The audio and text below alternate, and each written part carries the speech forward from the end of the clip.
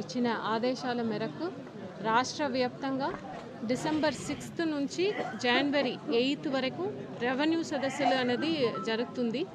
So దానికి కూడా ప్రతి ఒక్క రోజు కూడా ఏ విలేజ్కి వెళ్ళాలనేది ముందుగానే ఒక షెడ్యూల్ అనేది తయారు చేసి ప్రజలందరికీ కూడా తెలియజేస్తూ జరుపుకుంటున్నాము.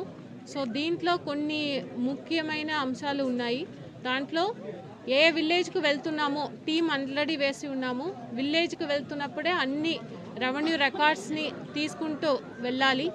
అదేవిధంగా ప్రజలు ఏదైతే వస్తున్నారో కొన్ని రెవెన్యూ సర్వీసెస్ని అప్పటికప్పుడే ఆన్లైన్లో ఫ్రీ సర్వీసెస్ నార్మల్ టైంలో వారు ఫర్ ఎగ్జాంపుల్ మ్యూటేషన్ కానీ సర్వేకు పెటిషన్ పెట్టుకోవాలంటే కొన్ని యూసర్ ఛార్జెస్ వారు పేమెంట్ చేయాల్సి ఉంటుంది. బట్ ఈ రెవెన్యూ సదస్సుల్లో అయితే గవర్నమెంట్ నుంచి వారికి ఫీజు పేమెంట్కు మినహాయింపు ఇవ్వడం జరిగింది.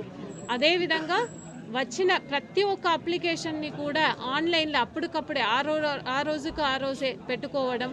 అదేవిధంగా కొన్ని సర్వీసెస్కు ఏదైతే స్పాట్లోనే ఆ రోజుకే మనము డిస్పోజ్ చేయాల్సిన కేసెస్ని చేయడము. అదేవిధంగా గవర్నమెంట్ ల్యాండ్ ఎన్క్రోచ్మెంట్స్ ఏదైనా ఉంటే వెంటనే దాంట్ని తొలగించి గవర్నమెంట్ ల్యాండ్ని స్వాధీనం చేసుకోవడము ముఖ్య అంశాలు.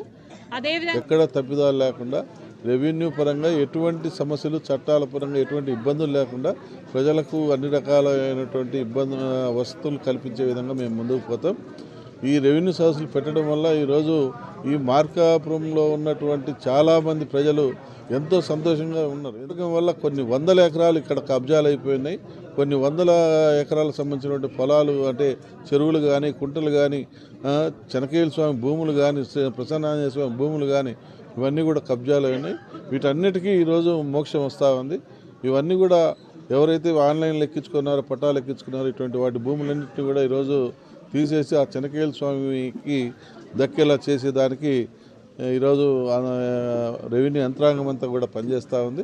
100% ఈ రెవెన్యూ సదస్సులు అనేవి సక్సెస్ఫుల్గా ముందుకు సాగుతూ ఉన్నాయి. ఈ ప్రజలకు 100% న్యాయం జరుగుతుంది. ఎవరైనా సరే ఇంకా మీరు తెలియక అప్లై చేసుకోలేకపోయిన వాళ్ళు లేకుంటే భయపడి బయటికి రాలేనటువంటి వాళ్ళు ఉన్నా కూడా మీరు సీక్రెట్గానే వచ్చి మమ్మల్ని కానీ అధికారులను కానీ వచ్చి కలిసి మాకు విన్నవించిన మీ యొక్క రిప్రజెంటేషన్ని మేము ఆన్లైన్ల ద్వారా ఎక్కించి పరిష్కరించే దిశగా ముందుకు పోతామని చెప్పి తెలియజేస్తాం.